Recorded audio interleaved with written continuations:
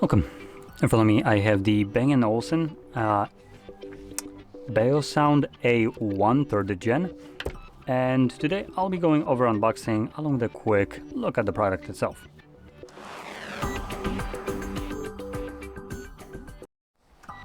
Yep, so let's get into this right away. I am sorry if I'm mispronouncing the brand name. I honestly have never know if I'm actually saying it correctly or not. So yeah, sorry if I'm not. There we go. So there it is.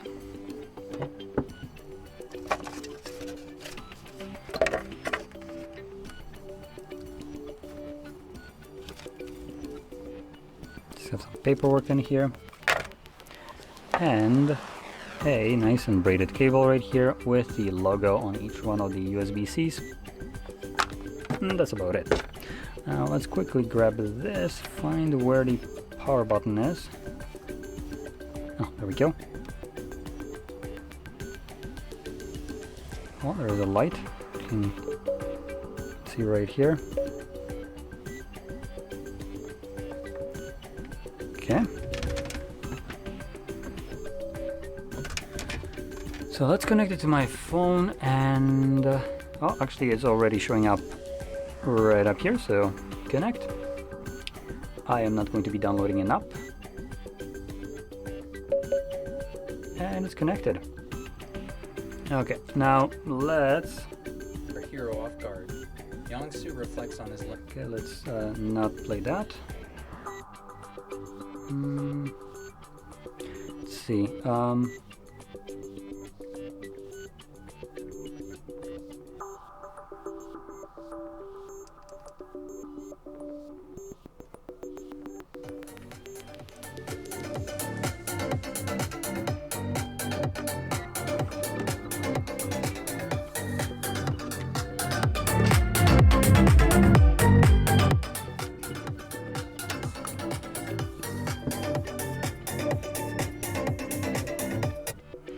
Just a little sound kind of preview right here. I don't know how well that will sound on the microphone that I'm using right here, but the speaker itself sounds alright.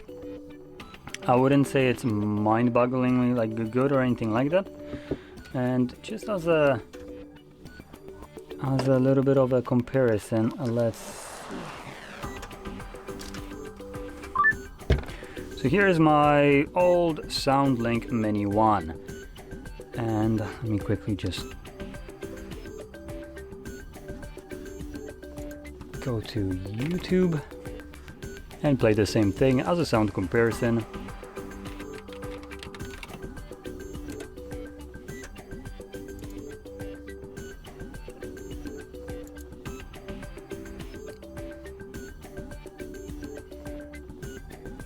A second.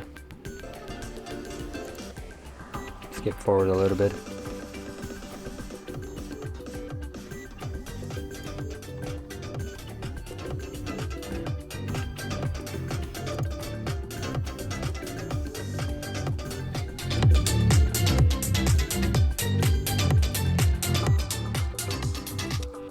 So when comparing these two devices together, personally, if I have to say, this sounds better to me. It has a much deeper bass, it just sounds fuller. This sounds a bit more flat. I like bass, so for me the SoundLink is the go-to option. And also, if I consider the price, while my SoundLink Mini, I paid for it secondhand less than $100. This, on the other hand side, let's see how much this costs.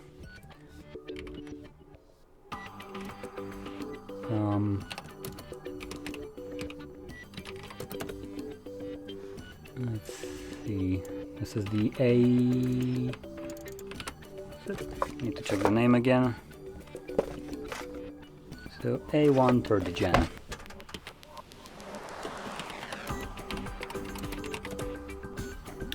So we're looking at a price tag of $250. That would include tax. and this is the kind of like the cheaper side. For some reason it seems like sometimes it's going to closer to like 350, depending on where you're buying it. So yeah, for 250 to 350, this is a massive like price uplift for something that I can personally get at a much cheaper price. Now it really depends on if you want the brand and the aesthetic of it. I do want to point out the aesthetic of it is pretty nice. It does have a, what looks to be an aluminum kind of front right here grill with a rubberized bottom side right here. So it does have a pretty nice aesthetic. The strap right here looks pretty cool with this little kind of like shortening thingy thing. I don't know how to call this, to be honest. Linear entire thing. No clue how to classify this.